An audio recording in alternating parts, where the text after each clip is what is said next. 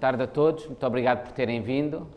Temos uma casa bastante composta, sobretudo aos tempos em que ainda nos encontramos, e num pequeno, quase familiar teatro, mas muito bonito.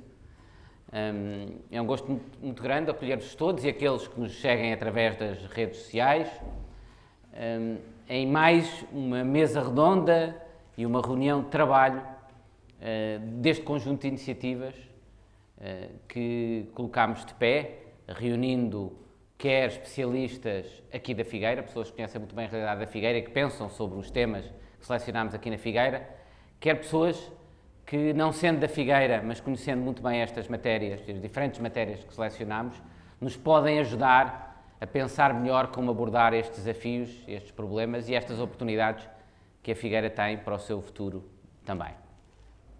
O tema de hoje tem a ver com a demografia, que é um desafio importante para a Figueira da Foz. Nós, na análise de um diagnóstico inicial que fizemos do conjunto de desafios estruturais que o Conselho enfrenta e nas reflexões que têm contribuído para a elaboração do programa da candidatura do Pedro Machado e que esperamos, pelo menos eu espero seguramente e creio aqui todos, ou pelo menos quase todos seguramente, não quero comprometer aqueles que, sendo independentes, nos vêm aqui ajudar a pensar sobre essas matérias, mas muitos de nós seguramente esperam venha a ser o programa dos próximos 4 anos para a Figueira da Foz.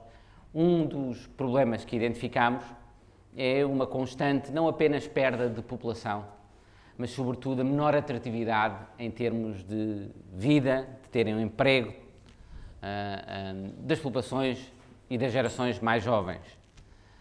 E este é seguramente um desafio que este Conselho, que é um Conselho que tem tantas características que podem oferecer qualidade de vida e tantas mais-valias e recursos endógenos que podem oferecer oportunidades, e já discutimos sobre isso em sessões anteriores, de crescimento e desenvolvimento económico, o Conselho não tem que estar destinado a esse definhar, a essa perda de importância e a essa, sobretudo, mais que perda de população, perda de comunidades vivas, em que todas as gerações sentem que têm uma oportunidade para poder residir aqui, viver aqui, formar família aqui, ter emprego aqui, viver aqui com qualidade. E, portanto, esse é um dos temas que temos hoje, composto com um painel extraordinariamente interessante, o professor Gonçalo Matias, que é um especialista nestes temas, das questões demográficas, das questões de imigração, já foi o diretor do Observatório das Migrações em Portugal, é atualmente o diretor de estudos da Fundação Francisco Manuel dos Santos, que já fez várias iniciativas e vários estudos nesta matéria, e é também professor e diretor da Global School na Católica, na Universidade Católica Portuguesa. O professor João Gabriel Silva, todos conhecem aqui seguramente na Figueira, para não dizer para além disso, professor na Universidade de Coimbra, ex-reitor da Universidade de Coimbra e alguém que também tem pensado e refletido sobre estes temas. O engenheiro Daniel Santos, da Figueira, e uma jovem mandatária desta candidatura, digamos que é quem nos vai, sobretudo, talvez, dizer e poder contribuir, sem lhe querer colocar grandes responsabilidades sobre os ombros, o que é que os próprios jovens pensam é importante garantir para que nós possamos, em troca, garantir que eles permanecem na Figueira, que eles se sentem bem na Figueira, ou que, não permanecendo toda a vida na Figueira, se calhar é bom as pessoas saírem, experimentar outras coisas, sintam interesse, sobretudo, por poder vir regressar e vir viver de novo para a Figueira. E viver vidas ativas ainda na Figueira. Acho que isso é importante. Vamos começar, talvez, por ti, Gonçalo, se não te importares. Muito bem. Em primeiro lugar. Bom, antes de mais, gostava de... Boa tarde a todos. Um gosto enorme estar aqui, na Figueira. Gostava muito de agradecer o convite ao Pedro Machado e ao Miguel Poiares Maduro, os meus queridos amigos, que me convidaram para estar aqui hoje, com muito gosto. E eu, apesar de me rever nessa posição de independente que o Miguel aqui assinalava, devo fazer uma declaração de interesse. Eu gostava e espero que o Pedro Machado seja o próximo Presidente da Câmara da Figueira. E, portanto, virei cá com redobrado gosto, lá para o final de outubro, princípio de novembro, para a tomada de posse, exatamente, para a tomada de posse. Portanto, cá estarei com muito gosto. Mas tirando esta parte inicial mais simpática e mais ligeira, o tema que nos traz aqui hoje, infelizmente, não é nada simpático nem nada ligeiro. O tema da demografia é um dos temas mais importantes do país. Infelizmente, eu acho que nós não estamos a dar a devida importância à questão porque os ciclos políticos nos obrigam sempre a pensar no curto prazo. E esta não é uma questão de curtíssimo prazo, é uma questão de curto prazo, de já neste momento, de médio e curto prazo, mas não é uma questão de curtíssimo prazo e nós, nos últimos anos, temos-nos deparado com crises imediatas, a crise da dívida pública, agora a crise pandémica, que são sempre crises que têm um horizonte relativamente curto e não nos habituámos a pensar no médio prazo. Como dizia o Miguel, eu coordeno, dirijo os estudos da Fundação Francisco Manuel dos Santos e gostava de vos dar alguns dados que me parecem importantes para nós percebermos o problema.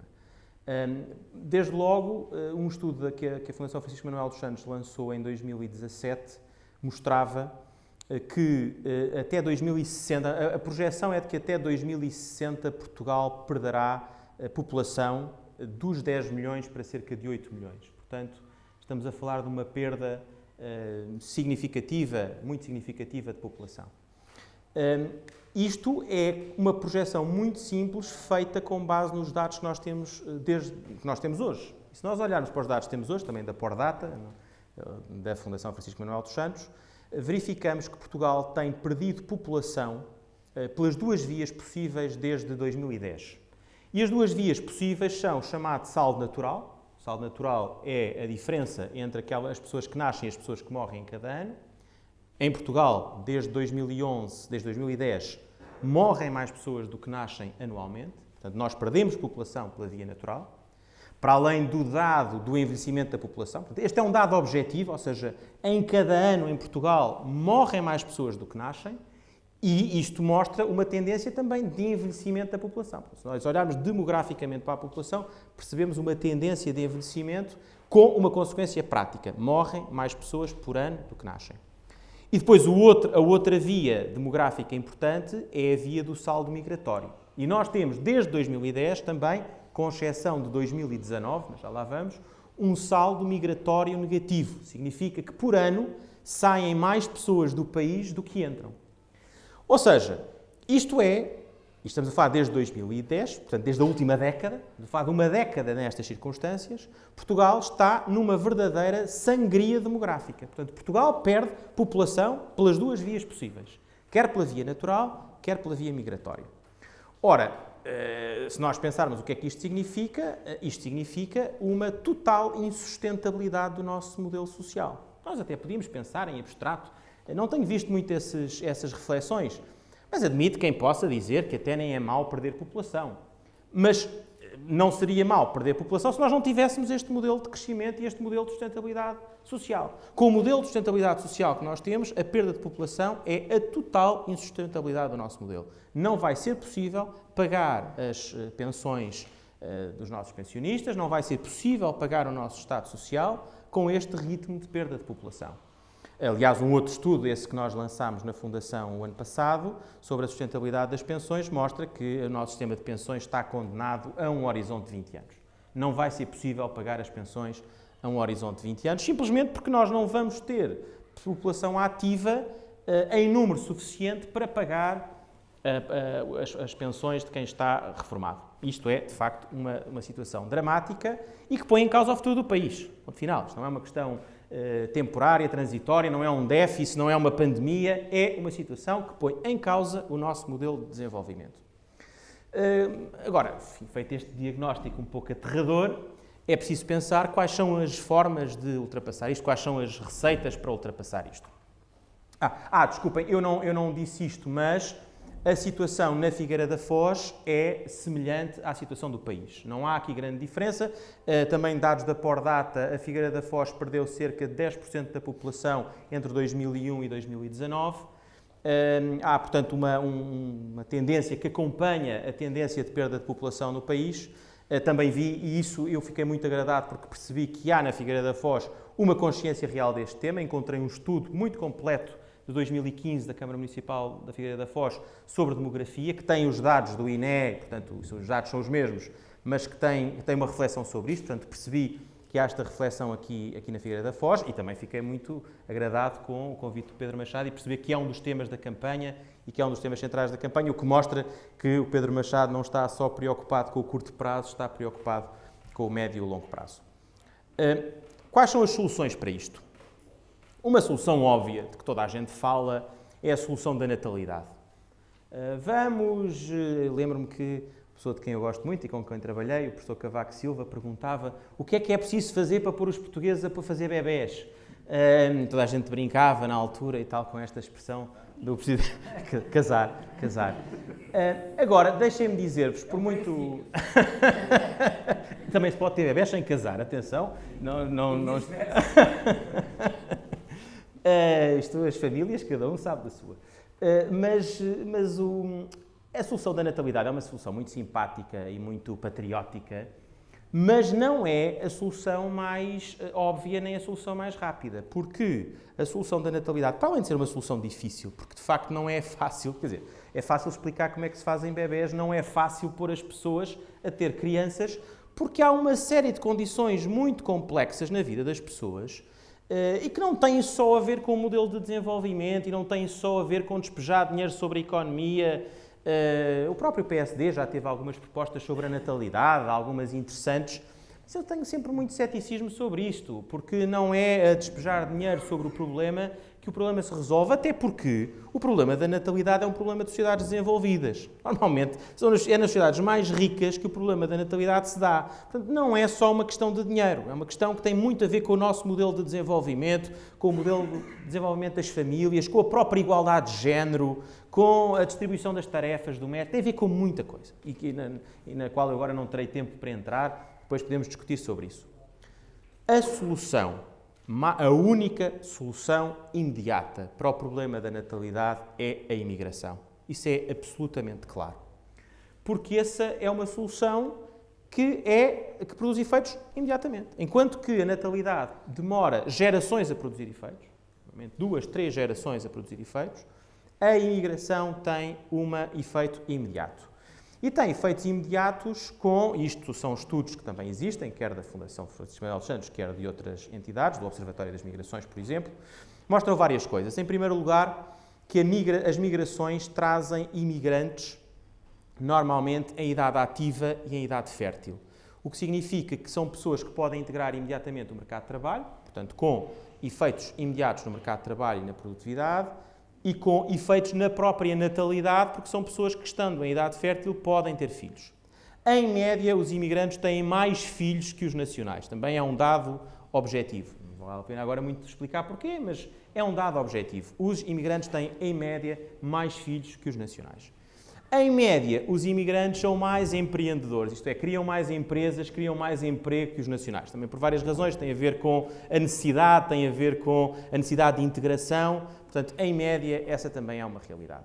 O que significa que a imigração tem, em geral, um efeito muito positivo, tem um efeito muito positivo nas contas públicas, tem um efeito muito positivo no empreendedorismo, tem um efeito muito positivo na economia. Eu queria dar aqui uma nota, só porque também não quero alongar muito, queria só dar uma nota sobre o que é que eu entendo, ou o que é que se entende hoje por migrações. As migrações não são apenas hoje aquilo que se entendia nos anos 60 e 70 como as migrações laborais, isto é, pessoas que vêm trabalhar para um determinado local. Isso é positivo e continua a haver migrações laborais, mas há um conjunto de outros perfis migratórios que é muito importante explorar no quadro daquilo que se pode chamar uma política migratória. E uma política migratória, Pedro, não é só uma política do Estado. Eu gostava muito que o Estado tivesse uma política migratória, acho que com o Miguel Maduro conseguimos. Aliás, aprovámos um plano nacional para as migrações. Eu digo aprovámos porque eu também estive envolvido nisso. E é um plano que está ainda em vigor. Desde então, acho que muito pouco se fez. Acho que era importante criar uma Agência Nacional para as Migrações. Era importante, mas isso é um trabalho que havemos um dia de retomar. Era importante ter uma verdadeira política migratória, mas também é possível ter uma política migratória local. É possível ter uma política migratória local. E a política migratória local é uma política que olha para estas várias possibilidades e que atrai os vários perfis, que não são só perfis laborais.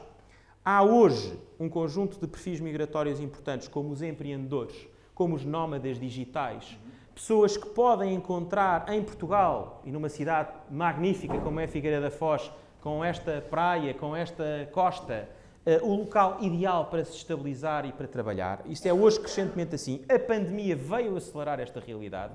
É hoje muito claro, Portugal foi escolhido por muitos profissionais da União Europeia e de outros países fora da União Europeia para fixarem a sua residência durante este período, porque é um país muito agradável de se residir, com um custo de vida relativamente baixo e com boas condições, incluindo digitais, para se trabalhar. Portanto, é hoje possível atrair investidores, nómadas digitais, pessoas que trabalham à distância, reformados de toda a Europa, isso é hoje uma realidade também.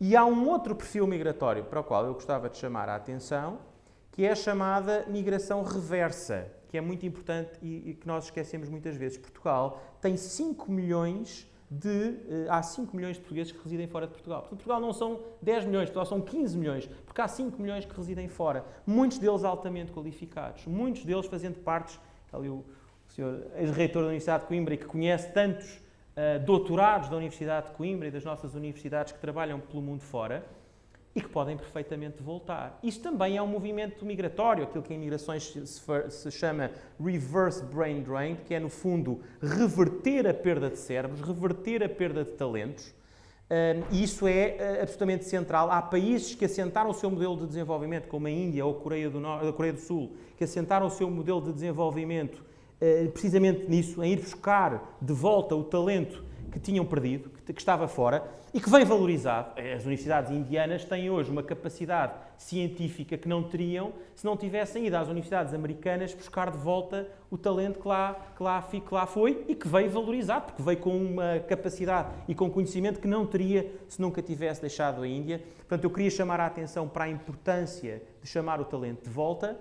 E não tínhamos dúvidas sobre isso, e nós durante muito tempo tivemos essas discussões, e continuamos a ter, e acho que às vezes até é pior, com algum extremismo que hoje a nossa política vem trazendo, muito contrária às migrações e com aquelas ideias, aqueles mitos de que os imigrantes vêm roubar o trabalho dos nossos e que os nossos estão a sair para depois os imigrantes virem. Não tínhamos dúvidas de uma coisa. A melhor forma de nós fixarmos os nossos jovens em Portugal, vamos ouvir aqui que a Carolina tem para dizer, a melhor forma de nós fixarmos os nossos jovens em Portugal é criarmos cá oportunidades para eles. E muitas vezes essas oportunidades são criadas por quem vem de fora.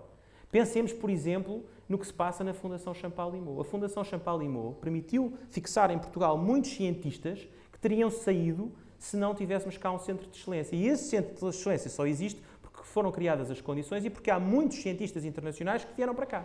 E ao ficarem cá, fixaram também os nossos.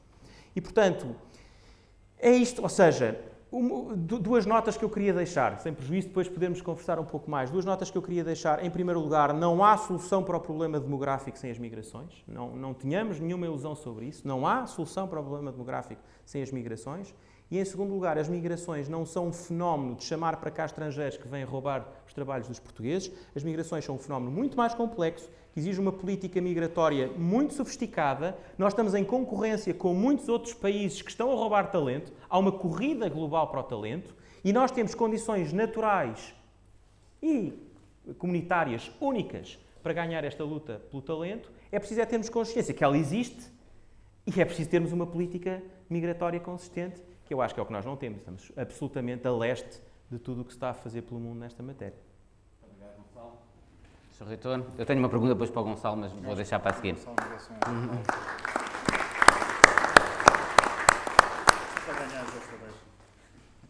Boa tarde a todos, agradeço também aqui o convite que me foi feito. Eu não sou propriamente desta área, mas por força de muitas coisas em que em que me fui atravessando, acabei por olhar para isto com alguma atenção, enfim. E pegando nas palavras do Gonçalo e pegando nas preocupações que ele exprimiu, eu gostava, até aproveitando uma base de dados fantástica, decisiva, que é a Pordata, que eu sou um dos clientes muito frequentes daquela base de dados, tem lá dados importantes, e além de mais, permitam-me também chamar aqui a minha condição de engenheiro, não é? Eu, em princípio, o engenheiro é aquele que se preocupa em olhar para a realidade e trabalhar sob base em dados e não apenas em sensações, não é? As sensações, os sentimentos são obviamente importantes e decisivos, mas os dados também têm um papel muito grande, particularmente quando estamos a decidir um rumo. seja ele qual for. Acho que, sendo relevante, absolutamente relevante, aquilo que o Gonçalo disse, nós temos que ser capazes de olhar a um nível de maior detalhe para conseguir definir aquilo que pode ser a política, o rumo, o caminho, as escolhas de uma zona bastante mais pequena, como é o município. Eu já há uns tempos, por razões várias, obviamente porque para a universidade estar lá, que andei a analisar, repito, com algum detalhe, a situação demográfica de Coimbra, mas Figueira é aqui ao pé, ou vice-versa, enfim, são vizinhos, têm muitos aspectos em comum, e hoje, aliás, estive mais uma vez a consultar a Pordata e ir buscar os dados similares àqueles que eu fui buscar. Eu fui buscar os dados da Figueira da Foz. Há aqui um dado em que eu não consegui perceber exatamente aquilo que disse, que houve desde... Enfim, os dados que eu estou a utilizar, que vos vou falar, são dados de 2001 a 2019. E 2001 a 2019 apenas porque é desde 2001 que o Instituto Nacional de Estatística, e a Pordata reflete isso, passou a fazer uma análise da evolução demográfica por faixa etária. O mais antigo que há é 2001, não há dados anteriores a isso, é a única razão pela qual a minha referência é 2001, mas na população global do país, pelos meus dados, a diminuição da população de Portugal de 2001 a 2019 é apenas 1%. Não, eu estava a referir a um estudo que a Fundação fez com uma projeção até 2060. Ok. Não é nessa... Aí há uma perda de população desde 2010 até aqui, mas de facto ela não é tão dramática. Sim, mas a projeção que nós fazemos até 2060 dá uma perda de cerca de 20% da população. Pronto, ok. Portanto, precisamente enfim, a população de Portugal teve um pico em 2009, 10,5 milhões, mais ou menos, e baixou até 2019 2,6%. Mas ainda 2001, que repito, é o ponto de referência que eu uso apenas por essa razão, é desde esse momento que existe um estudo por faixa etária. Eu acho que olhar isso com esse detalhe, aliás, ao nível do município e da faixa etária. Estava-me a esquecer, portanto, já havia estudos por faixa etária, mas ao nível do município é só desde 2001 que esses dados existem. Desde 2001 a 2019, a diminuição da população de Portugal é de 1%, a diminuição da população da Figueira da Foz é de 6,3%, portanto, 6 vezes pior, embora, se nos serve de algum consolo, a diminuição da população de Coimbra é de 10%.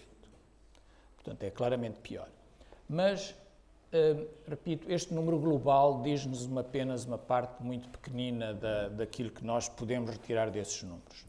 E, concretamente, eu, aliás, devo dizer, a razão principal pela qual comecei a olhar para isto foi porque li um livro extremamente interessante de um demógrafo, cientista político, enfim, francês, chamado Emmanuel Todd, que, aliás, ficou muito famoso porque ele previu, com base em dados demográficos, a queda do Muro de Berlim, enfim, a desagregação do Império Soviético. Esse livro é extraordinário, tem lá muitos aspectos, mas aquilo que me deixou aqui uma marca muito forte foi qual foi a variável demográfica que ele utilizou para prever, principal, enfim, eram vários dados, mas havia uma que se sobrepunha às outras todas. E essa variável demográfica era a taxa de mortalidade infantil. Porquê? Porque ele dizia uma coisa muito simples, que é a variável que, de uma maneira mais aproximada, nos permite prever com alguma antecedência a situação real de uma sociedade. Porque as famílias, as comunidades, prescindem de tudo para poupar e proteger os seus bebés. Quando a desgraça atinge os bebés é porque a sociedade está no absoluto limite. Não há mais onde cortar, não há mais onde disfarçar aquilo que possa estar a correr mal. E, portanto, a taxa de mortalidade infantil é, no entendimento dele, o indicador principal. Aliás, ele depois escreveu um outro livro sobre os Estados Unidos, a prever a queda dos Estados Unidos. Ele é um arauto da desgraça. Um arauto da desgraça. Em que ele utilizava a mesma coisa, enfim, todos nós sabemos, seguramente, os Estados Unidos são um país extremamente desigual, há comunidades muito significativas, muitas dezenas de milhões de pessoas com uma situação social muito má e, de facto, a evolução desta variável da mortalidade infantil não tem sido propriamente favorável nos Estados Unidos nos últimos 20 anos. E, portanto, as perspectivas, sob este ponto de vista, enfim, cada variável realmente é um espelho pequenino da realidade, mas, apesar de tudo, este em particular é muito central, porque o argumento é válido em qualquer comunidade, os bebés são a última coisa que se desprotege, e, portanto, enfim. E mais do que isso, e agora voltando aqui a esta questão, de facto, nós olharmos para a demografia permite-nos antecipar muitas evoluções. E não é só isso, é que nós, ao olharmos para a demografia, estamos também a ver aquelas que são verdadeiramente as opções das pessoas, porque há sempre uma cortina de fumo sobre aquilo que as pessoas querem, preferem, escolhem, mas as decisões que elas de facto tomam, como seja para onde vão, os filhos que têm, onde se fixam, isso representa todo um conjunto de considerações que as pessoas de facto fazem sobre a sua própria vida, e essas são aquelas que são verdadeiras e profundas e reais e correspondem a algo que não dá para disfarçar. E, portanto, as variáveis demográficas são variáveis extremamente profundas e reveladoras. E por isso, repito, acho que nós temos que olhar para lá se queremos tomar decisões comuns da comunidade com base em dados e não apenas no nosso sentimento, por muito apurado que ele possa ser.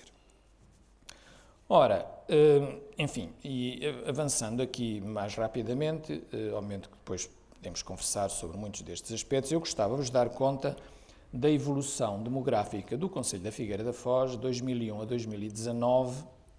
Estes anos já expliquei por que razão estão escolhidos. 2019 é o ano mais recente que há os dados, penso que os 2020 não saíram ainda. Portanto, nas várias faixas etárias. E posso-vos dizer, porque tipicamente, aliás, como também já fui normalmente, enfim, quem olha para isto com menos atenção pensa que o nosso grande problema é uma baixa taxa de natalidade, e é um grave problema, e com todas as consequências que foram ditas, sem dúvida nenhuma, mas na realidade não é a faixa etária onde a diminuição demográfica é mais profunda, o que é curioso. Posso-vos dizer, por exemplo, na faixa etária dos 0 aos 4 anos, que é aquela que mais diretamente reflete a taxa de natalidade, embora muitas vezes, antigamente, isto agora está um bocado atenuado, porque os registros dos bebés já passaram a ser na zona da residência dos pais, durante muito tempo foi no sítio onde eles nasciam, onde havia maternidades, e portanto isto eram coisas muito distorcidas, mas enfim, se passarmos para a faixa etária a seguir, onde estes efeitos já não existem, dos 5 aos 9 anos, vemos que na Figueira da Foz a diminuição da população foi de 20%. 20,3% para ser mais preciso, portanto muito superior à diminuição dos 6,3% de global. Portanto, é muito superior. O que, obviamente, mostra que o problema da baixa da natalidade é um problema real, gravíssimo. Reparem que nós podemos dizer, 20%, enfim, pronto, há descontos no supermercado de 20% e hoje não se incomoda muito. 20% não é muito. Nós temos que perceber que 20% num número demográfico, num espaço de 18 anos, é uma catástrofe. Nem sequer não é uma coisinha chata ou incomodativa. Não, é uma catástrofe, é um desastre absoluto, é pior que uma pandemia. Portanto, porque 20% em 18 anos, é um quinto da população em 18 anos, é uma coisa gravíssima.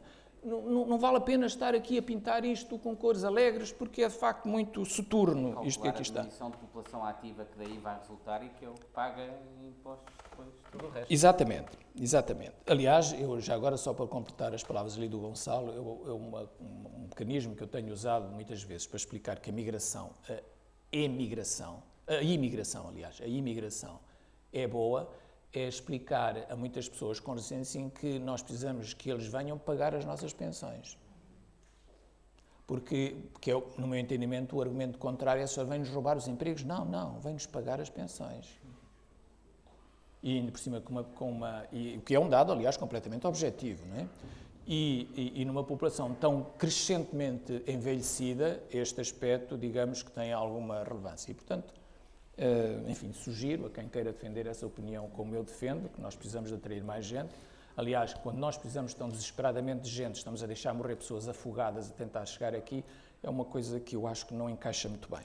Para além de outras matérias, não é? Mas, continuando aqui rapidamente, que já me estou aqui a alongar um bocado, a seguir eu encontro, eu agora posso fazer a pergunta ao contrário, assim, qual será a faixa etária onde a diminuição etária é pior?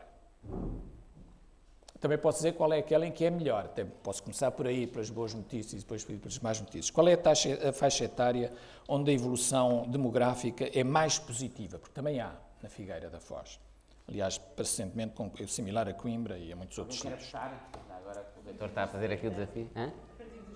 A partir dos 70. Por acaso é a partir dos 85.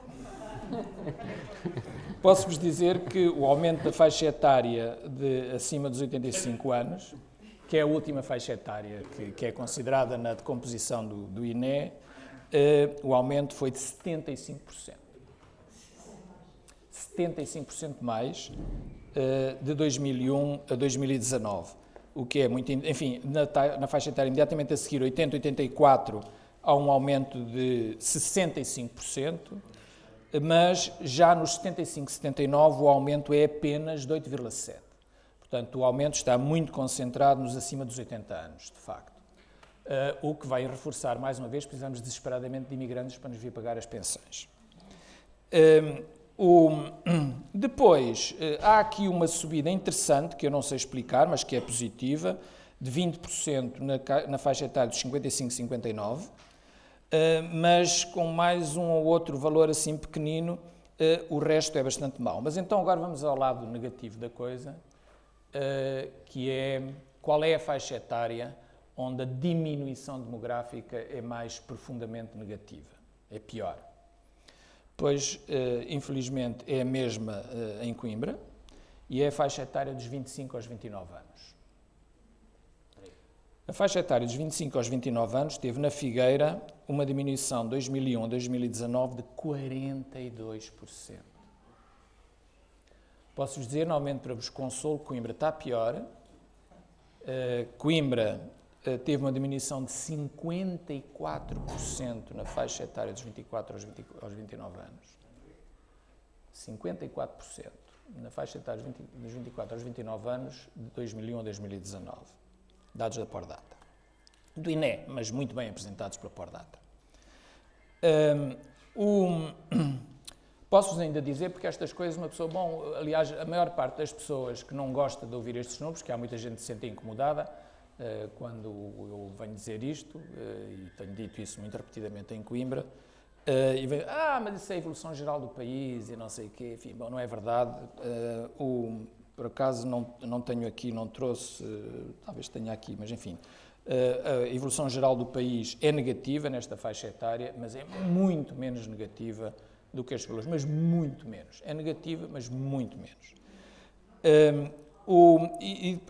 De qualquer modo, comparando, mesmo em termos de municípios, é interessante. Eu fiz um pequeno ranking dos 308 municípios portugueses para ver em que posição que está Coimbra, foi o meu objeto de estudo inicial, mas agora em relação à Figueira da Foz, e posso-vos dizer que não está tão mal como Coimbra, mas não está nada que se apresente. Devo dizer que está em posição do 178º, 278 em 308. E, portanto, está muito no fim da escala. Coimbra está pior, porque Coimbra está em penúltimo, só Chamusca está pior do que Coimbra. E, portanto, está em 307º, que são 308 municípios, Coimbra. Ora, isto significa o quê? Nesta faixa etária, esta faixa etária dos 25 aos 29 anos, é a faixa etária de quem está à procura de primeiro emprego, com formação superior. A diminuição na faixa dos 20 aos 24 é também bastante negativa, é 32%. Mas, de facto, nos 25 aos 29 anos, portanto, são pessoas com formação desenvolvida, longa, que estão à procura de primeiro emprego e não o encontram. E, portanto, para mim, estes números, enfim, podemos debulhá-los um bocadinho mais, mas estes números significam uma coisa muito simples, é que não há emprego. E reparem que nós podemos dizer assim, mas as pessoas vão porque querem conhecer o mundo. É verdade. É verdade e, como aliás também já foi dito, se calhar até é positivo que assim seja. Aliás, eu acho que é positivo que assim seja. Mas se houvesse emprego, outros viriam de outras zonas para cá. Porque se há emprego minimamente qualificado, se existe excesso de oferta, com tanta falta que há noutra oferta de emprego, pois obviamente que outras pessoas também viriam conhecer o mundo para a Figueira, ou para Coimbra, ou para outro sítio, onde ele existisse. E, portanto, isto significa, muito simplesmente, que a evolução do emprego. Portanto, os empregos mantêm-se, os que já existem, e nós vemos que, conforme evoluímos nas faixas etárias da chamada população ativa, portanto, que é ali entre os 15 e os 60 anos, mais coisa, menos coisa, nós vemos que, conforme vamos avançando na idade, não há perda de população. Para já as pessoas estão mais instaladas, portanto, também se movem com mais dificuldade. A grande idade da mobilidade é quando se vai à procura do primeiro emprego. E isso depois também funciona em sentido inverso. De facto, conseguir trazer as pessoas de volta é um trabalho decisivo. Não é nada fácil. Porque se as pessoas tiveram dificuldades aqui e conseguiram, com muito esforço, particularmente quando saem do país, como também foi dito, com o esforço de imigrante lá, não é? Em que suam as estupinhas todos os dias, depois daquilo construído lá, voltar aqui para o mundo da incerteza e não sei o quê, por muito que o sentimento nos chame, pois não é uma decisão fácil. É bastante difícil. E, portanto, depois de os perder, é muito difícil trazê-los de volta.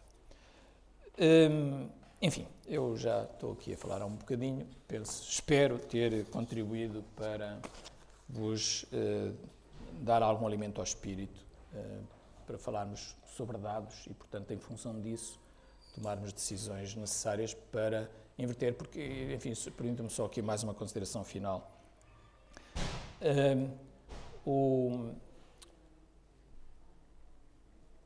Um dos elementos centrais, e esta é uma das minhas perspectivas mais fortes, um dos elementos centrais dos países mais desenvolvidos da Europa, mas não apenas da Europa, é de que eles têm um desenvolvimento regional muito mais equilibrado do que em Portugal.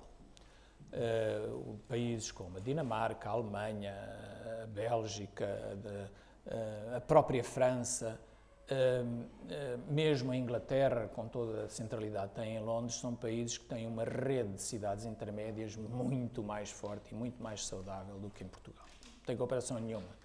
Aliás, uma das coisas que eu costumo dizer é perguntar às pessoas qual é a capital da Suíça, e a maior parte das pessoas nem sabe, porque de facto aquilo é muito distribuído entre várias cidades. Ora, um dos erros dramáticos que se tem cometido em Portugal, e por isso que eu tento sempre ir a um nível maior de detalhe do que apenas os dados gerais de Portugal, é que o desenvolvimento é super desigual, e nós podemos até fazer o desenvolvimento, o raciocínio ao contrário, é que os países dentro da Europa menos desenvolvidos são aqueles que são mais centralizados. Posso pegar aqui nos nossos amigos da Grécia, por exemplo,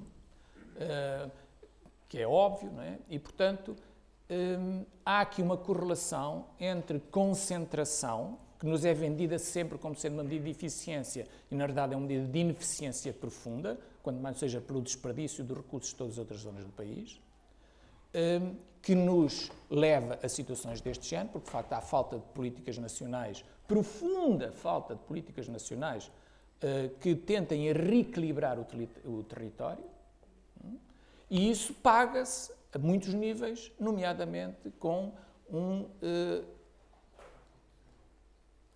uma perda muito acentuada em zonas, e particularmente esta zona do centro do país, que sofre a sucção das duas áreas metropolitanas, por cima e por baixo, que está em situação muito má. E nós, se não queremos que, e desculpem não fazer aqui uma comparação, se calhar sem jeito, mas que penso que está, se nós não queremos que esta zona do país se transforme em Barrancos, Freixo de Espada à Cinta, Belmonte, qualquer coisa assim do género, pois está na altura da gente intervir.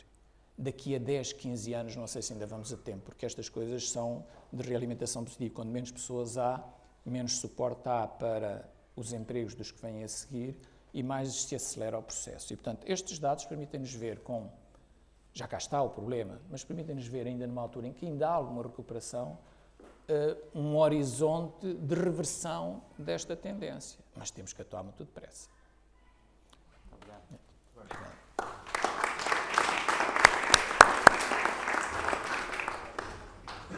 Daniel, sugerindo.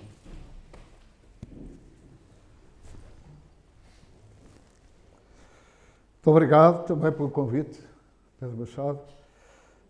Naturalmente que eu não estou preparado para fazer uma análise tão fina como acabou agora de ser feita pelos dois intervenientes anteriores.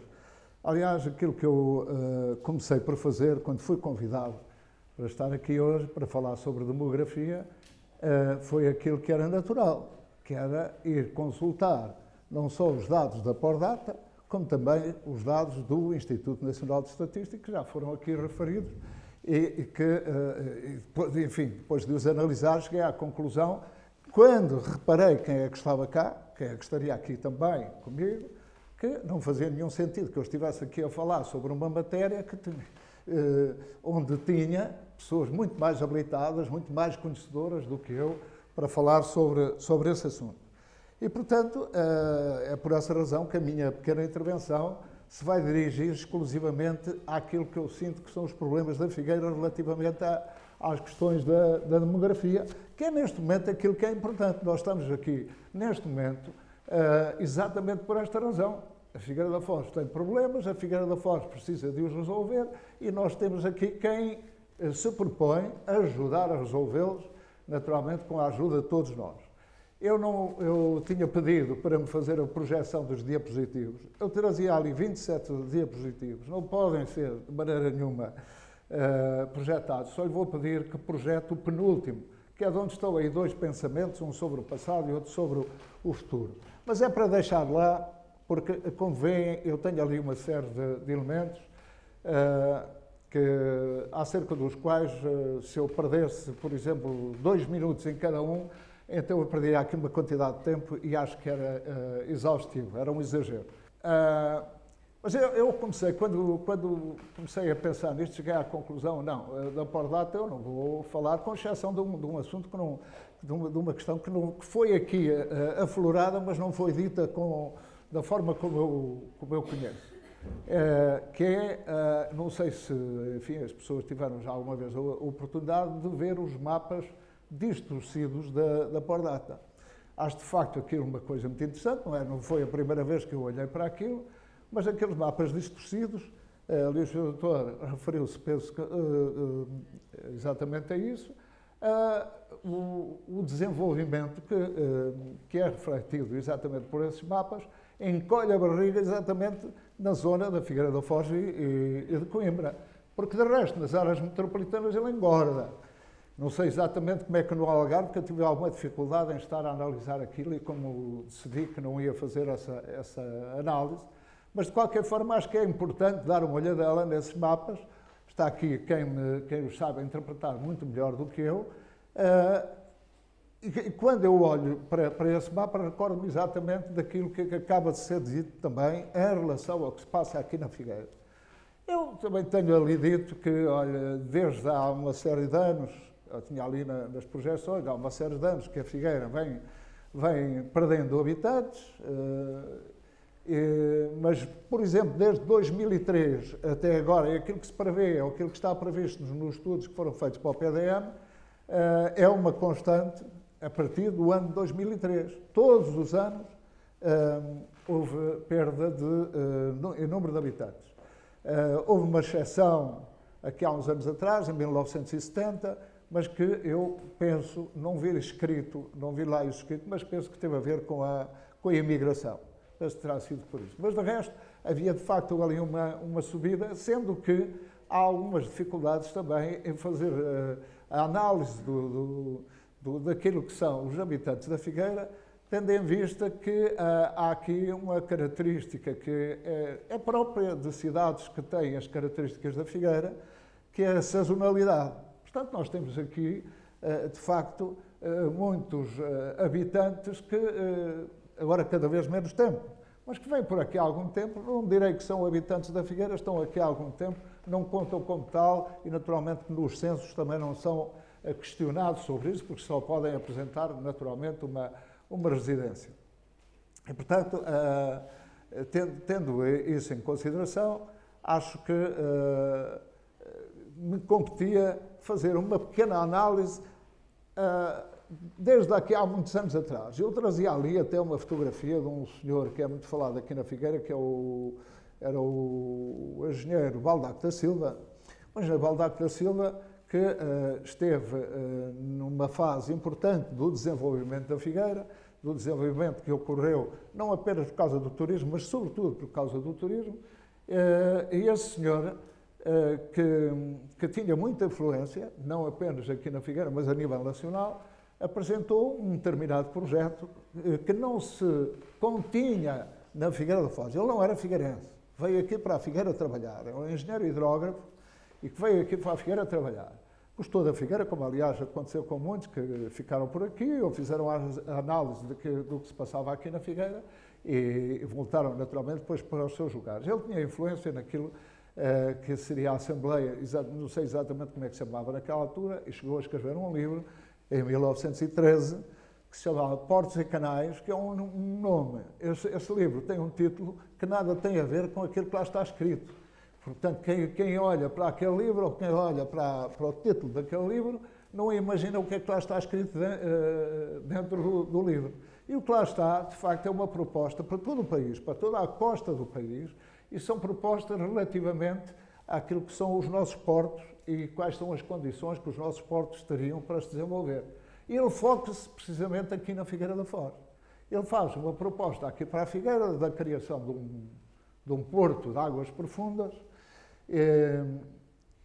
que nós nunca saberemos, nunca poderemos saber se isso era possível fazer-se, mas ele faz isso com uma análise também muito profunda, até demográfica, e chega a propor, e chega a uma conclusão, enfim, sem que tivesse propriamente feito uns cálculos, mas previu mais ou menos que a Figueira da Foz iria crescer na sua zona urbana cerca de 600 hectares e que, no que diz respeito ao número de habitantes, ia crescer cerca de 100 mil habitantes. Estou a falar da zona urbana. Exatamente por causa daquela proposta que ele faz. E quando ele faz aquela proposta, faz a proposta não apenas para o desenvolvimento do porto de águas profundas, como ainda mantendo aquilo que eram as características da Figueira também para o turismo. O facto é que as coisas não aconteceram desta maneira. Ele chegou a apresentar o projeto foi apresentado na Assembleia, em 1903. Nós sabemos que naquela época tudo o que era verdade hoje era mentira a seguir, e depois, enfim, todas as coisas se alteraram. E embora tivesse sido aprovado, nós não saberemos nunca o que é que poderia acontecer se efetivamente uma coisa dessas pudesse ter ido à prática das coisas. Mas é importante perceber que aconteceram estas coisas, que houve gente que quis estudar a Figueira naquela altura e deixou de o fazer, mais ou menos a partir do momento em que a Figueira chegou àqueles anos de ouro, a partir fim dos anos 20, anos 30, anos 40, anos 50, até finalmente aos anos 60 e aos anos 70, em que a Figueira foi crescendo em população. Mas é até curioso, se nós fizermos uma observação por aquilo que são as famílias tradicionais da Figueira, nós chegamos à conclusão que a Figueira tem relativamente poucos autóctonos. Relativamente poucos. Porque a grande parte dos figueirenses atuais têm origem daquelas pessoas que vieram para a Figueira, uns porque vinham cá por razões de lazer, por causa do turismo, outros porque vinham servir aqueles que vinham usar, digamos, a Figueira da Foz, a sua praia, porque não era tanta praia, porque naquela altura o turismo era sobretudo um turismo social. E as pessoas encontravam-se porque havia um casino, porque havia um picadeiro para passear e havia finalmente uma praia para completar isto tudo. E foi um fenómeno que não se deu exclusivamente na Figueira, vem da Póvoa do Varzim, de Espinho, do Estoril e tudo isso. Nessa altura não havia Algarve, não é que ele não tivesse sido já conquistado aos Mouros, mas não havia Algarve e as pessoas não iam para lá. E, portanto, durante esse período de ouro, as pessoas vieram para aqui por razões de lazer. E eu costumo pensar um bocado sobre isto, mas será que o facto disso ter acontecido, embora tenha sido já há muitos anos, não tenha, de alguma maneira, criado no espírito dos figueirenses alguma relação com esse mesmo lazer e lhes tenha impedido de tomar iniciativas que pudessem desenvolver a Figueira da Foz de outra maneira? Eu dou um exemplo.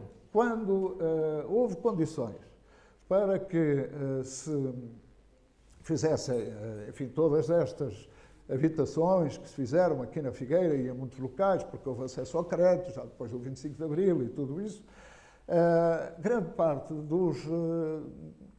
das pessoas que tomaram a iniciativa de irem construir, e naturalmente criarem os seus negócios, grande parte delas não eram da Figueira. Foram muito poucos aqueles figueirenses tomaram a iniciativa no sentido de se dedicarem a esse tipo de atividade. Portanto, havia aqui uma certa inércia por parte dos figueirenses e mesmo aqueles que já tinham adquirido alguma fortuna e que não se dedicaram, de facto, a essa atividade.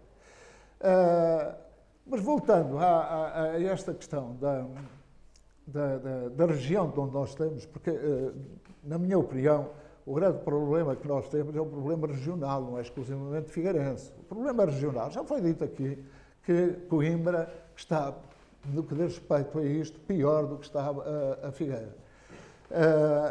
E que, aliás, situação que é, aliás, fomentada de quando em vez por alguns acontecimentos.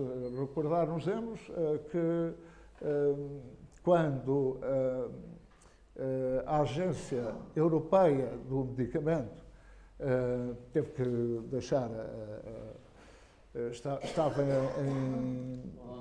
em Londres, exatamente, portanto havia que escolher dos outros países da União um outro país. Portugal ofereceu-se. Primeiro foi Lisboa, que se apresentou, depois a seguir foi o Porto e vagamente em Coimbra também se chegou a falar nisso. Parece-me que ninguém leu o caderno de encargos para estarem assim a oferecer para uma matéria que não tinham capacidade, nenhuma destas cidades, para fazer.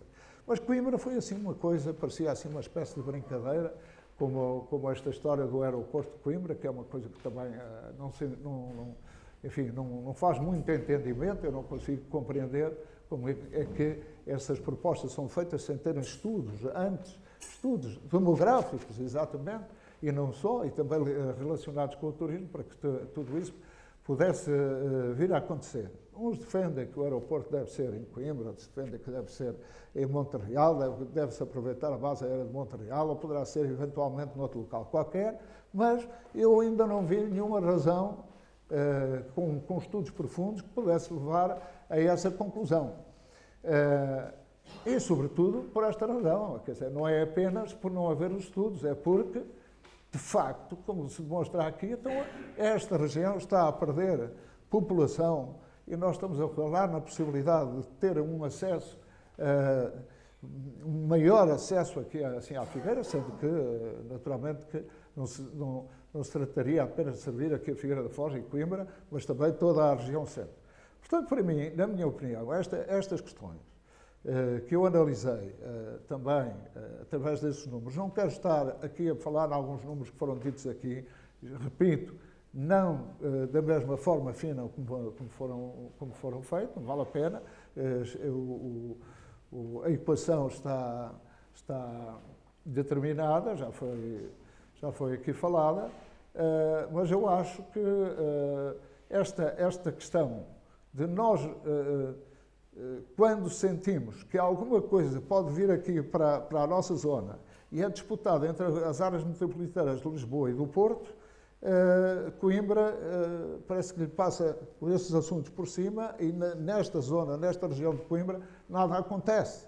Eu recordei há bocado a Agência Europeia do Medicamento, mas posso recordar outras coisas, como, por exemplo, quando o professor Marcelo Caetano veio, o professor Marcelo Rebelo de Sousa, veio do Encontro Mundial da Juventude, veio, enfim, eufórico, falar no Encontro Mundial da Juventude, onde? Em Lisboa. Não foi noutro sítio qualquer. Depois, não sei, agora com a pandemia, não sabemos exatamente o que é que irá acontecer e quando é que irá acontecer, mas se não for Lisboa, se calhar na outra área metropolitana. E a nossa área metropolitana, a nossa comunidade intermunicipal não beneficia exatamente com nenhuma dessas soluções. Portanto, esta é uma questão que eu acho que tem que ser levada em consideração, que é o facto de nós não termos essas condições para oferecer para que as pessoas venham para cá e é preciso criá-las. Aqueles números que eu trazia ali foram aproveitados para o Plano Diretor Municipal, para o processo de revisão do Plano Diretor Municipal da Figueira da Foz. E lá chega-se à conclusão que, de facto, temos que olhar para isto, porque ninguém diz o que é que se vai fazer. Daquele estudo, ninguém diz o que é que se vai fazer. Eu sei que é difícil, é complicado. Provavelmente nenhum de nós tem aqui, temos algumas opiniões, mas não, a solução para apresentar, se calhar, não temos. Mas lá o que se diz é que é preciso olhar para isto, é preciso pôr mais gente aqui na Figueira. Eu li aqueles números que acabou de dizer há pouco, acerca das diversas faixas etárias, e, portanto, cheguei também à mesma conclusão, numa Figueira que está a envelhecer, tem cada vez pessoas de mais idade e tem cada vez menos nascituros aqui na Figueira. Portanto, acho que, não sei que solução, nenhum de nós sabe, se tivéssemos essa solução, naturalmente que apresentaríamos aqui, olha, cá está a solução, é esta, e nenhum de nós é capaz de o fazer. Portanto, acho que estas achegas têm sido dadas. Eu dou os meus parabéns ao Pedro por se ter lembrado de criar estas condições para falarmos sobre estes assuntos, porque, falando neles, nós podemos refletir, podemos meditar e, eventualmente, colaborar para uma solução.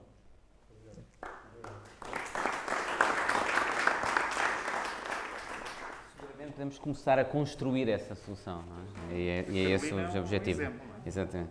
E, Carolina, a última, last but not least, como se diz em inglês. Verdade. A última, Boa tarde a não é? todas e a todos. Queria agradecer ao Pedro Machado pelo convite que me fez. Venho aqui hoje não só como mandatária da juventude, mas também numa perspectiva de técnica de promoção da inclusão. Falar um pouco como mandatária, sinto que é importante reconhecer que não só é um problema do país, os jovens, a falta de jovens, como sentimos isso também na Figueira. A falta de jovens na Figueira, creio que começa pela ausência de um estabelecimento de ensino universitário. Muitos de nós frequentamos as nossas escolas secundárias até o 12º ano. Quem tem uma perspectiva de um futuro mais alargado, temos que nos deslocar para outras cidades. Muitos de nós vamos pouco perto, Coimbra, outros para mais longe, e isso faz com que os jovens dificilmente voltem à Figueira. Voltem muitas vezes por falta de emprego, outras vezes porque até gostaram da cidade, têm algumas propostas de emprego e por lá vão ficar. E também não só. Eu vejo que, desde que eu nasci na maternidade da Figueira da Foz, ainda, mas hoje em dia a falta de uma maternidade aqui na Figueira acho que é um grande problema, porque os jovens casais não sentem aquela segurança, ou seja, têm que se deslocar, seja a Leiria, seja a Coimbra, para ter um suporte mais fixo quando querem construir família, coisa que não têm no concelho da Figueira da Foz. Não há alguma maternidade ou algum tipo de apoio nessa área. Quando Técnica Superior de Intervenção em Riscos e Promoção da Inclusão, venho trazer alguns pontos que me chamam a atenção e não posso deixar passar de todo.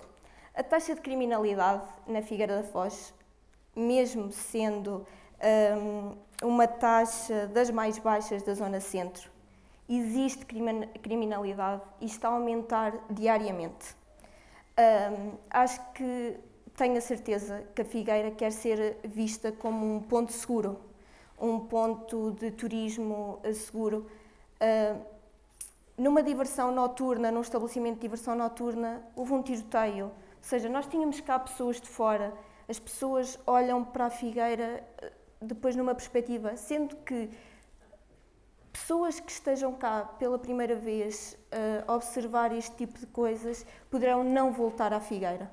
É importante que as pessoas que venham, sendo de cá ou vindas de fora, que se sintam seguras quanto aos nossos estabelecimentos, quanto à nossa cidade. Encontro também um problema, no meu ponto de vista, muito grande, que é quanto à falta de equipas de rua para a nossa comunidade que tem problemas de adições. A toxicodependência na Figueira da Foz tem uma taxa muito elevada, de alcoolismo também. Podemos passar pelas ruas da Figueira de noite e nós não vemos equipas de rua nas ruas mais problemáticas. Achamos que a Figueira é ali o picadeiro e mais nada se passa, o casino, aquela zona dita chique. Mas na zona dita chique da Figueira há muita miséria. E as pessoas muitas vezes esquecem-se que não é só o chique do ir ao casino, mas também o olhar para o lado e perceber que a Figueira não é só isso. E como consequência da toxicodependência na Figueira, temos vindo a perceber que o uso de drogas endovenosas, ou seja, as seringas, andam espalhadas pela cidade. Isso aí não é de todo seguro para a nossa saúde, para a saúde de quem anda na rua, de quem nos visita, ver este tipo de objetos pela rua. Que imagem é que nós damos às pessoas que nos vêm visitar, que nós chamamos para o turismo, que nós queremos na nossa cidade ter este tipo de cidade, uma cidade suja, descuidada, não pode ser. Os relatos das pessoas da nossa cidade têm dito que este tipo de objetos têm aparecido numa rua da República, ou seja, onde há um comércio ativo, num picadeiro, principalmente ao fim de semana, perto da esplanada. Uma coisa, as pessoas que vêm é a zona que mais frequentam, ou seja, ver este tipo de coisas é muito preocupante, tanto para nós, como para as crianças, como para quem nos visita. À luz do que já fiz na minha apresentação, gostaria de partilhar convosco algumas soluções, no meu ponto de vista, que poderiam resultar nestas situações. Começo por apresentar a criação de uma comunidade terapêutica municipal no nosso concelho. Isto porquê?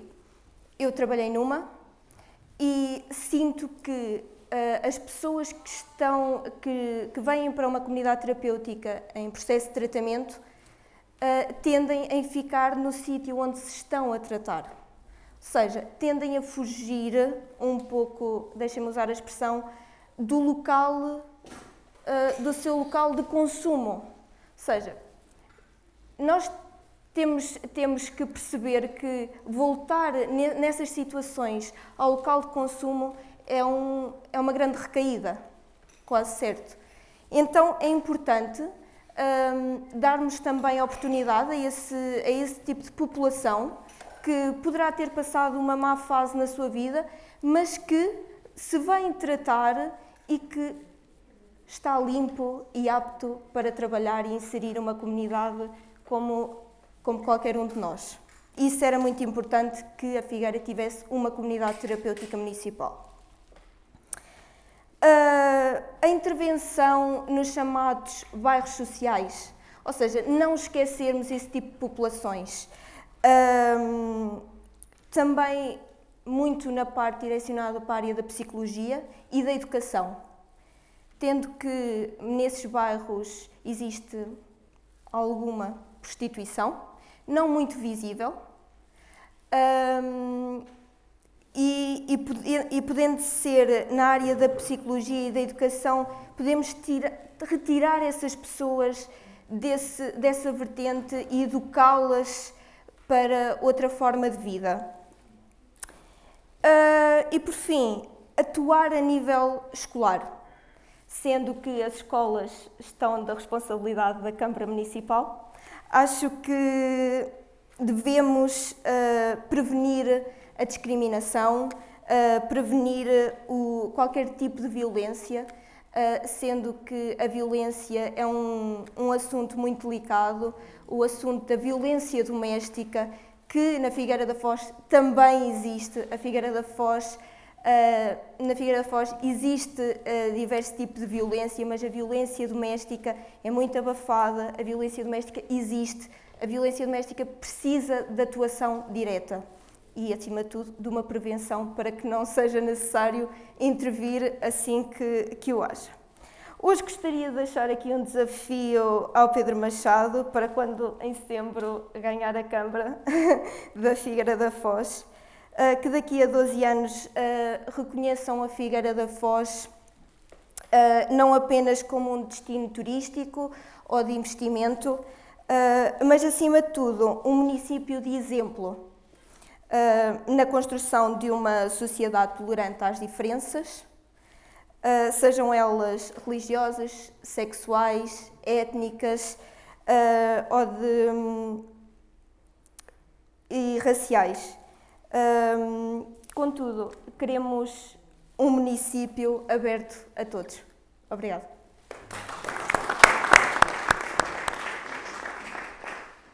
Pedro, a última palavra é tua, para concluir. Muito obrigado. É tempo de saudar e é tempo de encerrar. E queria naturalmente começar por agradecer a vossa disponibilidade. Em primeiro lugar ao Gonçalo, que vem mais de longe, vem de Lisboa. E, portanto, agradecer-lhe não só o exemplo e o trabalho que desenvolveu ao longo dos últimos anos, mas muito em particular os contributos que hoje trouxe, seguramente para enriquecer esta discussão. Ao João Gabriel Silva, para nós sempre reitor, uma vez reitor, sempre reitor, e portanto magnífico. Reitor, muito obrigado também pela disponibilidade e pela participação.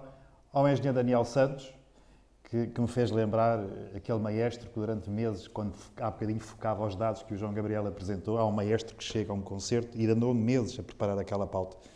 E quando chega para tocar, a orquestra anterior estava a tocar a pauta que ele tinha treinado uns meses antes. O que é que ele fez? Chamou os músicos e disse: só há uma solução, tocamos com mais força. E, portanto, o engenheiro Daniel tocou com mais força ainda os dados que o João Gabriel nos trouxe. E, obviamente, a nossa mandatária, eu acho que é muito importante que os mandatários, quando são convidados e quando aceitam serem mandatários, sejam mais do que apenas aqueles selos que normalmente se ajustam aos mandatários, são pessoas que pensam pensamento próprio, participação própria, e hoje a Carolina dá-nos aqui essa dimensão da juventude, por um lado, e por outro lado também da capacidade crítica. 3, 4 notas breves de encerramento. E talvez aquela que me é colocada, estimado Gonçalo, é trabalhar bem no sentido de tornar possível a sua vinda à tomada de posse. E para que isso aconteça, a Figueira da Foz tem que se tornar, num ciclo de 12 anos, do meu ponto de vista, numa das melhores cidades da Europa para viver.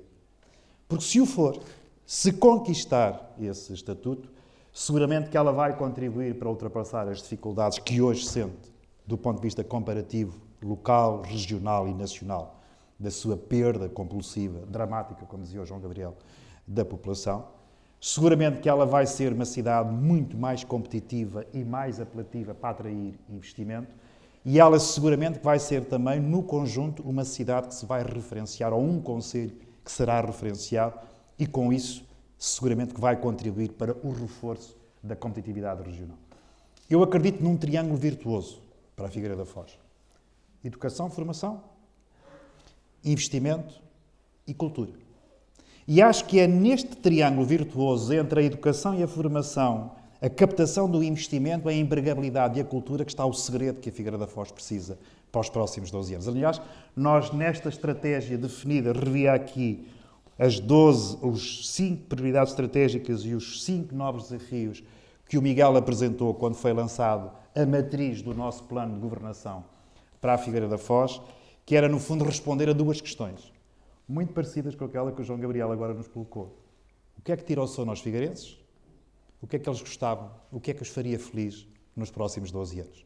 Se formos capazes de responder a estas 2 questões, nós criamos o estatuto na Figueira da Foz de uma das melhores cidades da Europa para viver.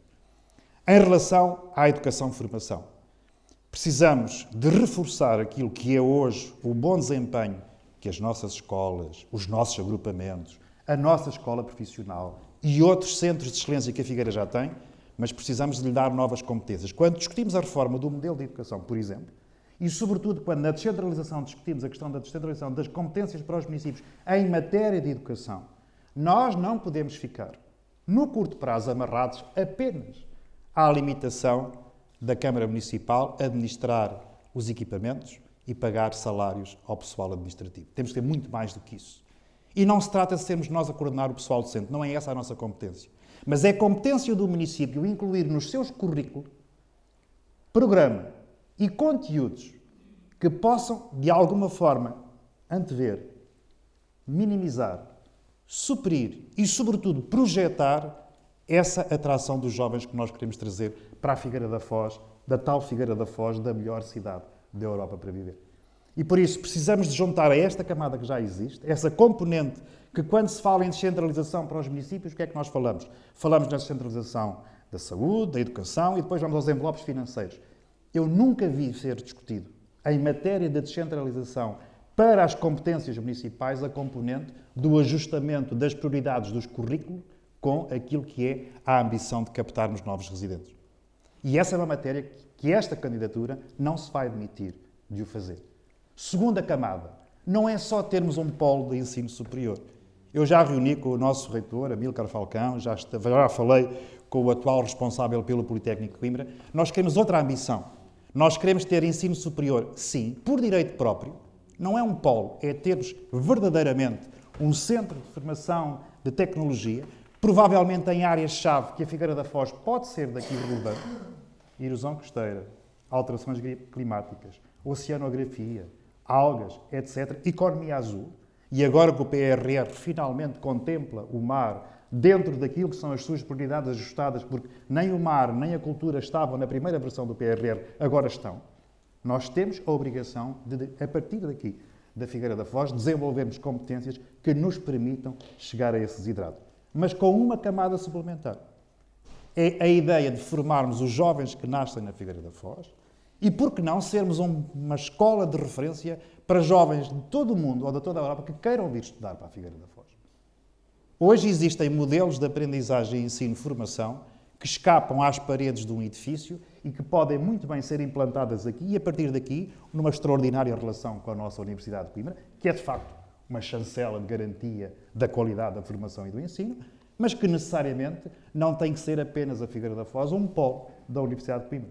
Podemos e devemos criar condições para que este circuito, como dizia o engenheiro Daniel, esta mobilidade possa ter os dois sentidos. E eu gostava muito que a Figueira da Foz integrasse esse pelotão das melhores escolas do mundo, que não são necessariamente escolas de paredes físicas, mas que podem e devem aqui ser criadas. Segundo desafio, que é o da captação de investimento. E aqui na captação de investimento, Mafra, extraordinário exemplo. Fundão, extraordinário exemplo. Em território de baixa densidade. Fundão conseguiu captar mais de 300 engenheiros de grau médio e superior e, em alguns casos, de doutorados, para criar as condições necessárias, não só na criação de emprego e do investimento, mas nas criações de fixação de residentes. Claro que são duas câmaras lideradas pelo PSD. Coincidência. Mas é bom dizê-lo que o são, e quer Mafra com o Helder, quer o Fundão com o Paulo Fernandes, com quem tenho o prazer de trabalhar muito, são disso um bom exemplo. E o Fundão nem sequer tem as condições logísticas que tem, por exemplo, a Figueira da Foz. O Fundão tem, ainda hoje, infelizmente, e a beira interior, metade do produto per capita dos cidadãos que vivem no litoral da região centro. Não é do país, é da região centro. Portanto, as condições de partida são muito mais difíceis. É por isso que eu defendo o processo de transformação do porto da Figueira da Foz, colocando a parte da carga na margem sul, porque é onde estão as empresas. E é por isso que eu defendo que, no caso da captação do investimento, nas tais condições que aqui eram faladas, que o polo da Zona Sul, infraestruturas como temos na Marinha das Ondas e que ligam com o Paião, que implica também acessibilidade e mobilidade, ou o Pincho ou a Ferreira, sejam áreas de localização empresarial, já não são zonas industriais, são áreas de localização empresarial que seguramente têm que responder a este desafio, Gonçalo, que é o da revolução industrial que nós hoje sabemos que é digital. Esta revolução que hoje estamos a assistir é a revolução do 5G, é uma revolução industrial. E a Figueira da Foz tem que responder a esse desafio desta componente da captação do investimento, da atração do investimento, a partir das novas tecnologias. Até porque permitem cumprir outros objetivos, nomeadamente da sustentabilidade. Seja ela ambiental, seja ela cultural, seja ela social. E este paradigma hoje da sustentabilidade tem que ter bem presente que não se esgota nas questões que normalmente a agenda mais mediática tem. As alterações climáticas, claro que sim. As erosões, claro que sim. E elas estão aí. E já percebemos todos que vão continuar a estar. Mas é preciso outro caminho para a sustentabilidade económica e para a sustentabilidade social. Finalmente, a cultura. Como diria, se não for pela cultura, porque é que lutamos? E aqui é muito importante que a cultura esteja presente neste triângulo virtuoso de contribuir como instrumento poderoso, não só para a recuperação demográfica, mas para o crescimento da demografia na Figueira da Foz. Começa, em primeira instância, por aquilo que é óbvio. As indústrias criativas, a capacidade de atrair novos investidores, novos investimentos, novos residentes. E isto passa muito por olharmos hoje para este novo mundo que é aqui, que está aqui agora, e que pode ser responsável por fixar novos investidores ou por fixar novos investimentos. Mas é também um papel de alavancar e aumentar o grau de satisfação e de felicidade das comunidades que cá estão. E isto passa por este espaço, por exemplo, que é a primeira vez que visito, mas que, obviamente, que é um postal, é um cartão de visita que aqui está, este Teatro Trindade. E estivemos no Caras Direitas, e já estivemos em Tavarede, e estamos noutros sítios. E a ideia de que a cultura é, de facto, aquilo que pode e deve galvanizar a sociedade e a comunidade, não pode ser despiciente, não pode sair deste triângulo. Tenho para mim que este objetivo que esta candidatura traçou, como dizia e saúdo o nosso candidato à freguesia de Buarques e São Julião, está muito presente nas mensagens que já deixámos do ponto de vista externo. Nós queremos atrair novos investimentos e nós queremos gerar novos empregos. Nós queremos programas para retomar aquilo que é a atividade económica hoje, emergente, mas queremos simultaneamente também aumentar a possibilidade dos cidadãos do Concelho da Figueira da Foz, malha urbana e rurais, perceber que este cross-selling entre aquilo que é urbano e aquilo que é rural não significa uma menos-valia do ponto de vista de aumentarmos a qualidade daqueles que querem cá continuar e, sobretudo, sermos mais atrativos e mais apelativos para aqueles que queremos atrair. E é muito interessante, neste binómio, nós percebermos, neste binómio da qualificação, neste binómio da atração, neste binómio da competitividade, como hoje o mundo é cada vez mais global, mas naturalmente que é decisivo, é determinante que se haja cada vez mais local. A ideia da representatividade e do peso relativo que temos no conjunto do Concelho da Figueira da Foz, naturalmente que não é de todo despiciente que tenha uma leitura regional. E aqui há vasos comunicantes. A leitura da relação de Coimbra com a Figueira da Foz não pode continuar a ser aquela que existe até hoje. Falta aqui liderança e falta aqui ambição. O facto de termos problemas comuns não nos deve demitir de podermos trabalhar soluções comuns. Mas não na lógica que nós conhecemos hoje de umas comunidades intermunicipais que estão mais focadas em programas de desenvolvimento e organização de festas do que matéria-prima para aquilo que é o desenvolvimento integrado dos territórios.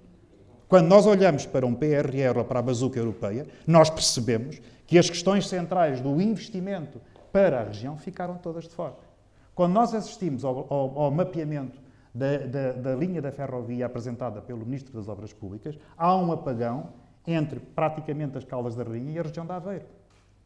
Não é só a questão do aeroporto. A questão do aeroporto eu discutia seriamente, justiça seja feita ao João Ataíde, em 2018 estivemos na mesma mesa redonda e o aeroporto tinha várias vantagens competitivas.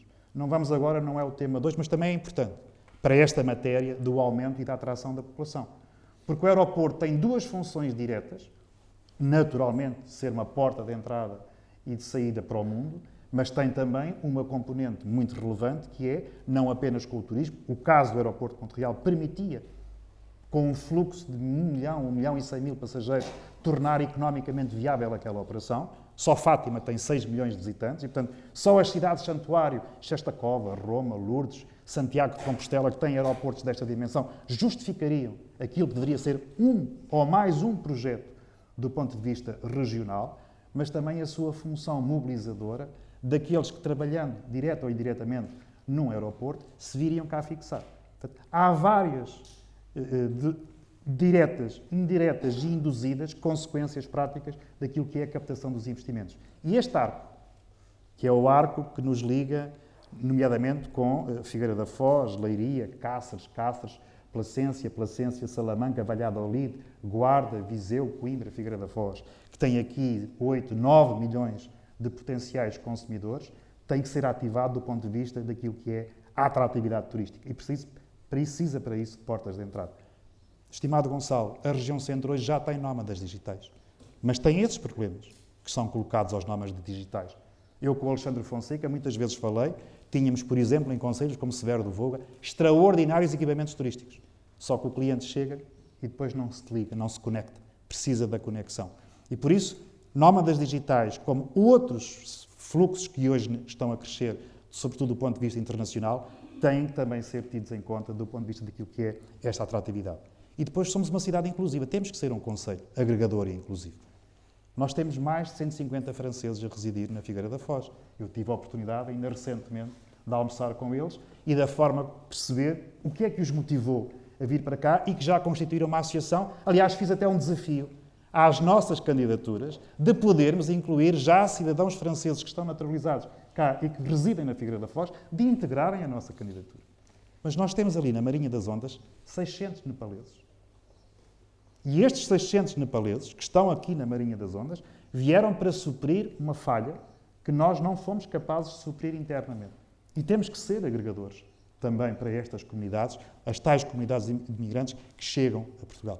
E a Figueira da Foz tem que ser esse exemplo. Para a região, para o país e para o mundo. Talvez por isso se justifique o conjunto das conferências que delineámos e definimos no arranque desta candidatura. Esta foi a 5ª conferência que nós realizámos. Temos ainda mais conferências para fazer, porque eu acho que é muito importante que uma candidatura, qualquer candidatura, seja mais do que uma simples outdoor, seja mais do que um simples apresentar de meia dúzia ou de uma dúzia de figuras que depois irão ser responsabilizadas ou pela elaboração de um programa ou por aquilo que são as listas. Nós precisamos muito mais do que isso. Talvez por isso tivéssemos escolhido este caminho, que é o caminho de trazermos à colação temas emergentes, falámos sobre erosão costeira, falámos sobre competitividade, falámos sobre investimento, falámos sobre cinema, falámos sobre cultura, falámos sobre turismo, falámos sobre desenvolvimento económico. Hoje estamos a falar de um problema gravíssimo que o Conselho e, infelizmente, a região têm, o país tem, e para o qual nós precisamos da ajuda de todos. Muito obrigado, Gonçalo. Muito obrigado, João Gabriel. Muito obrigado, Daniel Santos. Muito obrigado, Carolina. Muito obrigado a todos que aqui estiveram connosco este bocadinho da tarde. Muito obrigado, Miguel. Tu és o coordenador e o mentor deste projeto das nossas conferências para o Programa de Governação da Figueira da Foz. Ficamos muito gratos a todos. Este é o caminho que queremos fazer da Figueira da Foz do futuro.